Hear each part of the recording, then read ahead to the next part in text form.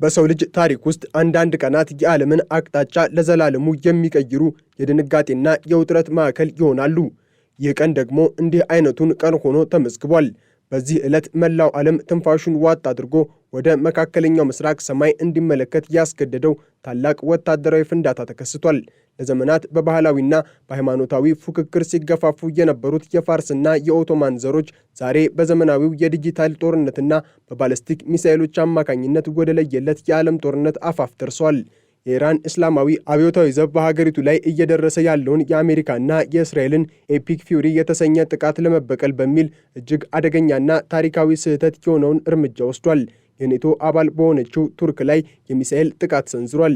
ይህ ታላቅ ትርምስ የጀመረው ገና በማለዳው የቴህራን ፀሐይ ሳትወጣ ነበር። በኢራን ወታደራዊ ምሽጎች ውስጥ የሚገኙት ባለስልጣናት መንፈሳዊ መሪው አያቶላ አሊ ካሚኒ በእስራኤል የአየር ድብደባ መገደላቸውን ተከትሎ በደረሰባቸው ከፍተኛ ውርደትና ቁጣ ማንኛውንም አይነት መስዋዕትነት ለመክፈል ወስነዋል። ሀገሪቱ ያለ መሪ መቅረቷና የካሚኒ ልጅ ሞጅታባ ካሚኒ ስልጣኑን ለመረከብ በሚያደርገው ሽኩቻ መሃል ወታደራዊው ክንፍ ትኩረቱን ወደ ውጭ ለማዞር የኔቶን ደጃፍ ለማንኳኳት ወስኗል። በዚህም መሰረት እጅግ ዘመናዊና አጥፊ የተባለው የባለስቲክ ሚሳኤል ከቴህራን በስተምዕራብ ከሚገኝ የምስጢር ዋሻዎች ወደ ሰማይ ተተኮሰ። ሚሳኤሉ የኢራቅንና የሶሪያን ሰማይ በሰከንድ በሺዎች የሚቆጠሩ ኪሎሜትሮችን እየተጓዘ ሲሰነጥቅ በምስራቃዊው ሜዲትራኒያን ባህር ላይ ተሰማርተው የነበሩ የኔቶ የራዳር መረቦች የጥፋት ደወል ማሰማት ጀመሩ። የሚሳኤሉ ጉዞ ተራ አልነበረም። እያንዳንዱ አፍታ የቱርክን ሉዓላዊነትና የኔቶን የጋራ መከላከያ ስምምነት የሚፈታተን ነበር። ሚሳኤሉ የቱርክን የአየር ክልል ለመጣስ ጥቂት ኪሎሜትሮች ሲቀሩት በቱርክ የሚገኘውና የአውሮፓ መከላከያ ምሰሶ የሆነው ኢንጀርሊንክ የአየር ጦር ሰፈር በከፍተኛ ንቃት ውስጥ ገባ። በአንካራና በብራስልስ የሚገኙ የወታደራዊ መኮንኖች ሁኔታውን በጭንቀት ሲከታተሉ፣ የኔቶ ዘመናዊ የሚሳኤል መከላከያ ጋሻዎች ስራቸውን ጀመሩ። በሜዲትራኒያን ባህር ላይ በነበሩ የአሜሪካና የቱርክ የጦር መርከቦች እንዲሁም በመሬት ላይ የተጠመዱት የፓትሪዮት ሚሳኤል መከላከያዎች የሞት መልእክተኛ የሆነውን የኢራን ሚሳኤል በአየር ላይ አድነው መቱት። በሃታይ ግዛት ሰማይ ላይ የታየው ታላቅ ፍንዳታ ምድርን አናውጧታል። የሚሳኤሉ ፍንጥርጣሪዎች እንደ እሳት ዝናብ በደቡባዊ ቱርክ መሬት ላይ ሲዘንቡ ዓለም ወደ አዲስና አስፈሪ ምዕራፍ መሸጋገሯን አበሰረ። ይህ ጥቃት ቱርክን ብቻ ሳይሆን 32ቱን የኔቶ አባል ሀገራት በቀጥታ ወደ ጦርነቱ የጋበዘ ድርጊት ነበር። የቱርክ መከላከያ ሚኒስቴር ባወጣው መግለጫ ጥቃቱ መክሸፉን ቢያረጋግጥም ቱርክ ግን ለደረሰባት ትንኮሳ ተገቢውን ወታደራዊ ምላሽ የመስጠት መብቷን እንደምትጠቀም በጽኑ አስጠንቅቀዋል። የቱርክ የውጭ ጉዳይ ሚኒስትር ሃካን ፊዳን ለኢራኑ አቻቸው በሰጡት ቀጥተኛ የስልክ ማስጠንቀቂያ ኢራን ወደማትወጣው አዘቅት ውስጥ እየገባች መሆኑንና የኦቶማን ወራሾች ማንኛውንም ጥቃት በዝምታ እንደማያልፉ አስረድተዋል። የኔቶ ዋና ቃል አቀባይ አሊሰን ሃርት በሰጡት መግለጫ ይህ ጥቃት በሁሉም የኔቶ አባላት ላይ የተሰነዘረ ነው በማለት የድርጅቱን አንቀጽ 5 በይፋ ስራ ላይ ሊውል እንደሚችል ፍንጭ ሰጥቷል። ይህም ማለት አሜሪካ፣ ብሪታንያ፣ ፈረንሳይና ጀርመንን ጨምሮ ታላላቅ የምዕራባውያን ኃይሎች መላው ወታደራዊ አቅማቸውን ተጠቅመው በኢራን ላይ ጥቃት ለመሰንዘር ተሰናድተዋል ማለት ነው። የኔቶ ኃይሎች ወደ ጦርነቱ መቀላቀላቸው የግጭቱን መልክ ከቀጠናዊነት ወደ ዓለም አቀፋዊነት ቀይሮታል። አሁን ጉዳዩ በእስራኤልና በኢራን መካከል የሚደረግ ፍልሚያ ብቻ ሳይሆን የምዕራባውያን ዲሞክራሲያዊ ኃይሎች ከፋርስ አክራሪ አገዛዝ ጋር የሚያደርጉት የህልውና ጦርነት ሆኗል። በኢራን ምድር ላይ ያለው ሁኔታ ደግሞ ከቁጥጥር ውጭ ሆኗል። አሜሪካና እስራኤል በጋራ የሚሰነዝሩት ኤፒክ ፊውሪ ጥቃት የኢራንን ወታደራዊ መሠረተ ልማቶች፣ የስለላ ተቋማትንና የፖሊስ ጣቢያዎችን ወደ አመድነት እየቀየረ ነው። በተለይም የአሜሪካ ማዕከላዊ እዝ ወይም ሴንትኮም ከባህር ወለል እስከ ጠፈር ድረስ የሚዘልቅ የ24 ሰዓት ያልተቋረጠ ጥቃት በኢራን ላይ እየሰነዘረ መሆኑን ማስታወቁ የኢራንን የመከላከያ አቅም ሙሉ በሙሉ ለማሽመድመድ የታለመ መሆኑን ያሳያል። የኢራን መሪዎች በደረሰባቸው መደናገጥ ምክንያት ትኩረትን ለመበተን በሚል ወደ ሳውዲ አረቢያ፣ የተባበሩት አረብ ኤምሬትስና ኩዌት ላይ የሚሳኤልና የድሮን ናዳ ማውረዳቸው ቀውስን በቀውስ የመሸፈን ሙከራ እንደሆነ ተንታኞች ይናገራሉ። በህንድ ውቅያኖስ ላይ 180 መርከበኞችን የያዘ የኢራን የጦር መርከብ መስጠሙ ደግሞ የኢራን የባህር ኃይል ምን ያህል ለአደጋ እየተጋለጠ መሆኑን አሳይቷል። ምንም እንኳን የመርከቡ መጥለቅ ምክንያት ባይታወቅም ብዙዎች ግን በአሜሪካና በእስራኤል የተራቀቁ የባህር ውስጥ ጥቃቶች ውጤት እንደሆነ ይገመታል። በሊባኖስ በኩል ደግሞ እስራኤል የሂዝቦላህን ይዞታዎች ለማጥፋት በምትሰነዝረው ጥቃት በመቶ ሺዎች የሚቆጠሩ ሊባኖሳውያን ቤታቸውን ጥለው ወደ ሰሜን እየሸሹ ነው። መላው መካከለኛው ምስራቅ እንደ እሳተ ገሞራ እየፈላ ነው። የሰላም ተስፋም ከጊዜ ወደ ጊዜ እየራቀ ይገኛል። የዓለም ኢኮኖሚም በዚህ ጦርነት ምክንያት ታይቶ በማይታወቅ ሁኔታ እየተናወጠ ነው። የእስራኤል አክሲዮን ገበያዎች በአንድ ሌሊት ሲወድቁ በምዕራቡ ዓለም የነዳጅ ዋጋ ሰማይ ነክቷል። የፋርስ ባሕረ ሰላጤ ለንግድ መርከቦች ዝግ መሆኑ የዓለምን የንግድ እንቅስቃሴ አሽመድምዶታል። በአሜሪካ የነዳጅ ዋጋ በአንድ ቀን ውስጥ በከፍተኛ ሁኔታ መጨመሩ ጦርነቱ ከጦር ሜዳ አልፎ ወደ እያንዳንዱ ሰው ኪስ መግባቱን ያሳያል። ፕሬዚዳንት ዶናልድ ትራምፕ የኢራን አገዛዝ ሙሉ በሙሉ እንዲወገድና አዲስ ስርዓት እንዲመሰረት ያላቸውን ፍላጎት በይፋ መግለጻቸው ጦርነቱ እስከ መጨረሻው የድል ግብ እንደሚቀጥል ማሳያ ነው። በኢራን ውስጥ የሚፈሰው የንጹሐን ደም ደግሞ የጦርነቱን አስከፊ ገጽታ ለዓለም እያሳየ ነው። ጥቃቱ ከተጀመረ አንስቶ በኢራን ብቻ ከ800 በላይ ሰዎች ሲሞቱ በሊባኖስ እና በሌሎች ሀገራትም የሟቾች ቁጥር በየሰዓቱ እየጨመረ ነው። በተለይም በአንዲት የሴቶች ትምህርት ቤት ላይ በደረሰ የአየር ድብደባ 175 ሕፃናት በአንድ ጊዜ መሞታቸው የሰውን ልጅ ሕሊና የሚረብሽ አሰቃቂ ክስተት ሆኗል። ጦርነቱ የአያላን መንግስታት ፍላጎት ማስፈጸሚያ ቢሆንም ሰለባው ግን ሁልጊዜም ንጹሐን ዜጎች መሆናቸው አልቀረም። በሜዲትራኒያን ባህር አካባቢ ያለው ውጥረትም ሌላ መልክ ይዟል። ቆጵሮስ የአየር ክልሏን የዘጋች ሲሆን የግሪክ ተዋጊ ጄቶችና የጦር መርከቦች የኢራንን ድሮኖች ለመምታት በቆጵሮስ ዙሪያ ተሰማርተዋል። ይህ ማለት ጦርነቱ ከመካከለኛው ምስራቅ ወጥቶ ወደ አውሮፓ ደጃፍ ደርሷል ማለት ነው። ኔቶ ይህንን አጋጣሚ ተጠቅሞ በምስራቃዊ ሜዲትራኒያንና በጥቁር ባህር አካባቢ ያለውን ወታደራዊ የበላይነት ለማረጋገጥ እየሰራ ይገኛል። ኢንጀርሊንክ የአየር ጦር ሰፈር አሁን የመላው ምዕራባውያን ጦር መከማቻና የኢራን መቃብር እየሆነ ነው።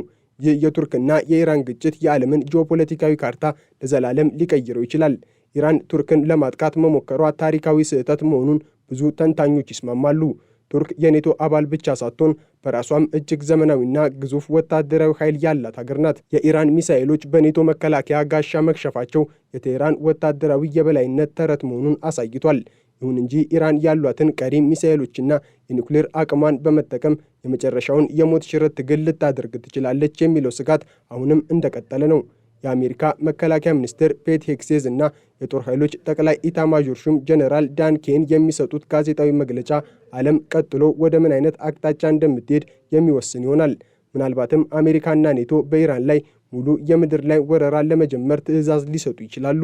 ይህ ደግሞ ሩሲያንና ቻይናን ወደ ጦርነቱ እንዲገቡ ሊያደርጋቸው ይችላል የሚል ፍርሃት አለ። ጦርነቱ ከቀጠናዊ ግጭት አልፎ ወደ ዓለም አቀፍ የአያላን ፍልሚያ ከተሸጋገረ የሰው ልጅ ታሪክ ያበቃለት ሊሆን ይችላል። ባለፉት ጥቂት ቀናት ውስጥ የተከናወኑት ክስተቶች እንደሚያሳዩት ዓለም ከዚህ ቀደም ካጋጠሟት ታላላቅ ጦርነቶች ሁሉ እጅግ አውዳሚ ወደ ሆነው ምዕራፍ እየገባች ነው። የቱርክ የአየር ክልል መጣስና የኔቶ ወታደራዊ ምላሽ የነገውን ዓለም ዕጣ ፈንታ የሚወስኑ ክስተቶች ናቸው። የፋርስ ሚሳኤሎች በቱርክ ሰማይ ላይ ሲበታተኑ የታላላቅ መንግስታት ትዕቢትና የንጹሐን ሕዝቦች ሰቆቃም አብሮ እየታየ ነው። ኔቶ ወደ ጦርነቱ መግባቱ የኢራንን አገዛዝ ለማስወገድ የሚደረገውን ጥረት ቢያፋጥነውም የሚከፈለው መስዋዕትነት ግን እጅግ ከፍተኛ እንደሚሆን ግልጽ ነው። የኢራን ሚሳኤል በቱርክ ሰማይ ላይ ተመቶ መውደቁ ለዓለም አቀፉ ማህበረሰብ የተላለፈው መልእክት አንድና አንድ ብቻ ነበር።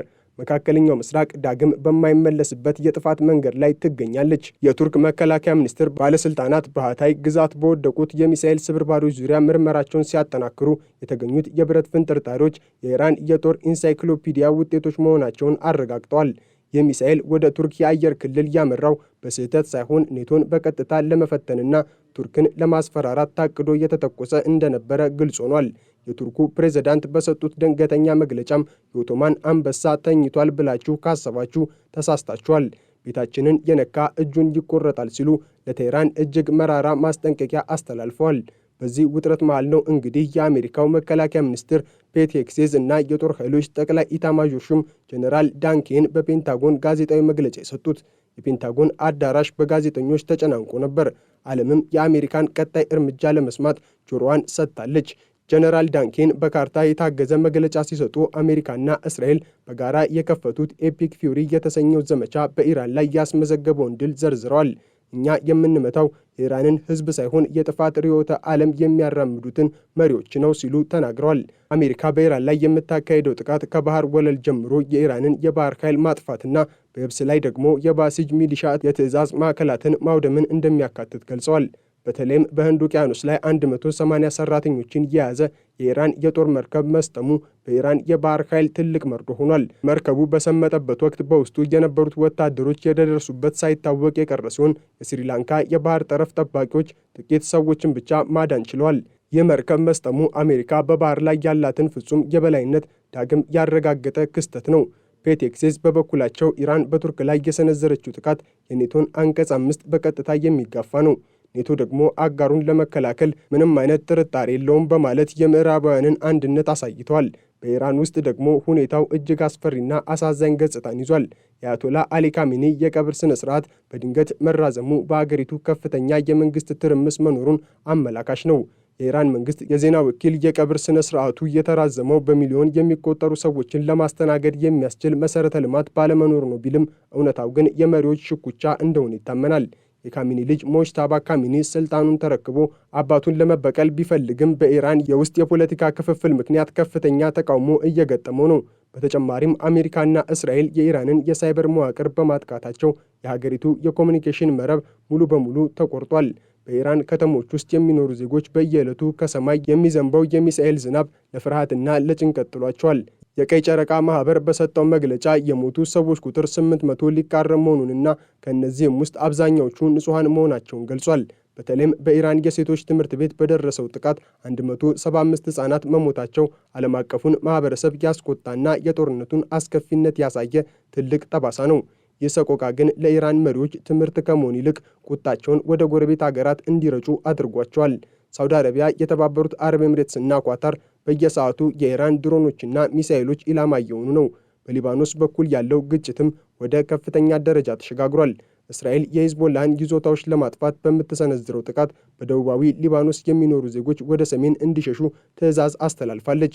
የሊታኒ ወንዝን ተሻግሮ የሚደረገው የህዝብ ፍልሰት በሊባኖስ ታሪክ ታይቶ የማይታወቅ ስደት ሆኗል። እስራኤል ሂዝቦላህን ከኢራን የሚሰጠውን ድጋፍ ለመቁረጥ የምትሰነዝረው ጥቃት መላው ቤይሩት በጭስና በባሩድ ታፍናለች። የሊባኖስ ጤና ሚኒስቴር በየቀኑ በመቶዎች የሚቆጠሩ ሰዎች መሞታቸውንና መቁሰላቸውን እየዘገበ ይገኛል። የዓለም ኢኮኖሚም በዚህ ጦርነት ምክንያት ክፉኛ ተናውጧል። በዎል ስትሪት እና በለንደን የንግድ ማዕከላት የአክሲዮን ዋጋ በከፍተኛ ሁኔታ ሲወድቅ፣ የነዳጅ ዋጋ በአንድ ሌሊት ሰማይ ነክቷል። የፋርስ ባህረ ሰላጤ ለንግድ መርከቦች ዝግ መሆኑንና የኢራን የባህር ኃይል በመጥፋቱ የዓለም የነዳጅ አቅርቦት ሰንሰለት ተቋርጧል። በአሜሪካ የጋዝ ዋጋ በአንድ ቀን ውስጥ በከፍተኛ ሁኔታ መጨመሩ ጦርነቱ ከጦር ሜዳ አልፎ ወደ እያንዳንዱ ሰው ቤት መግባቱን ያሳያል። የኢኮኖሚ ተንታኞች እንደሚሉት ጦርነቱ በዚህ ከቀጠለ ዓለም ወደ ታላቅ የኢኮኖሚ ድቀት ልትገባ ትችላለች። በቆጵሮስ በኩል ያለው ሁኔታም ሌላው የውጥረት ማዕከል ሆኗል።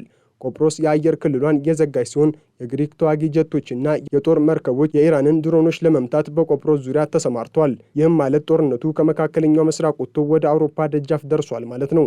የግሪክና የቱርክ ወታደራዊ ኃይሎች ምንም እንኳን በመካከላቸው የቆየ ቅሬታ ቢኖርም አሁን ግን የኢራንን የጋራ ስጋት ለመመከት በአንድነት ቆመዋል። ኔቶ ይህንን አጋጣሚ ተጠቅሞ በምስራቃዊ ሜዲትራኒያንና በጥቁር ባህር አካባቢ ያለውን ወታደራዊ የበላይነት ለማረጋገጥ እየሰራ ይገኛል። ፕሬዚዳንት ዶናልድ ትራምፕ በሰጡት ድንገተኛ መግለጫ አሜሪካ ከኢራን ጋር የምታደርገው ጦርነት እስከ መጨረሻው ድል እንደሚቀጥል አስታውቀዋል። ኢራን የዓለም ሰላም ጠንቅ ሆናለች፣ ይህ አገዛዝ መወገድ አለበት ሲሉም በጽኑ ተናግረዋል። አሜሪካ በአሁኑ ወቅት በኢራን ላይ የምታካሄደው ጥቃት በሰው አልባ ድሮኖች፣ በረጅም ርቀት ሚሳይሎችና በሳይበር ቴክኖሎጂ እየታገዘ በመሆኑ የኢራን ጦር ምላሽ ለመስጠት አቅም አጥቷል። የኢራን ወታደሮች መከዳዳት መጀመራቸውና በቴህራን ጎዳናዎች ላይ የተቃውሞ ድምጾች መሰማታቸው የአገዛዙ መጨረሻ መቃረቡን አመላካች ነው። የኔቶ ዋና ቃል አቀባይ አሊሰን ሃርት ኔቶ በቱርክ የሚገኘውን ኢንጀርሊንክ የአየር ጦር ሰፈርን በመጠቀም ለትልቅ የምድር ላይ ወረራ ዝግጅት እያደረገ መሆኑን ፍንጭ ሰጥቷል። እኛ የምንፈልገው ሰላምን ነው፣ ነገር ግን ሰላም የሚመጣው ጠላትን በማሸነፍ ከሆነ ለዚያም ዝግጁ ነን ሲሉ ተናግረዋል። ይህ መግለጫ ኢራንን ብቻ ሳይሆን ለሩሲያና ለቻይናም ትልቅ ማስጠንቀቂያ ሆኗል። ጦርነቱ ወደ ዓለም አቀፍ ደረጃ ከተሸጋገረ የሀያላን መንግስታት ፍልሚያ የምድርን ገጽታ ለዘላለሙ ሊቀይረው ይችላል። በዚህ ታላቅ ትርምስ መሃል የሰው ልጅ ሰብአዊነትም ትልቅ ፈተና ላይ ወድቋል። በሚሊዮን የሚቆጠሩ ሰዎች ቀያቸውን ጥለው ሲሰደዱ፣ ዓለም አቀፍ የእርዳታ ድርጅቶች ሰለባ ለሆኑት ንጹሐን እርዳታ ለማቅረብ እየተቸገሩ ነው። የምግብና የመድኃኒት እጥረት በመካከለኛው ምስራቅ በስፋት እየታየ ሲሆን ሆስፒታሎች በቆሰሉ ሰዎች ተሞልተዋል። ጦርነቱ የፖለቲካ መሪዎች ፍላጎት ማስፈጸሚያ ቢሆንም ዋጋውን እየከፈሉ ያሉት ግን ምንም የማያውቁ ንጹሐን ዜጎች ናቸው።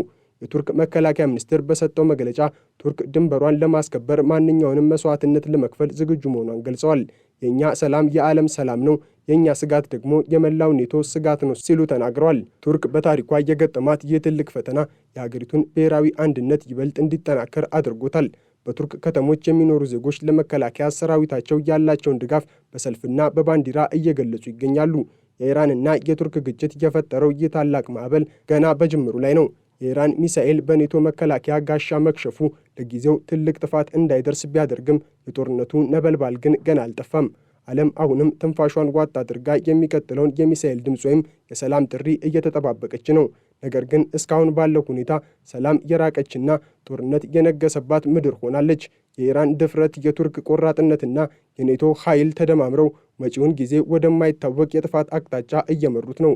አሁን ጥያቄው ጦርነት ይነሳ ይሆን የሚለው ሳይሆን ጦርነቱ እስከ የት ድረስ ይሄዳል የሚለው ሆኗል።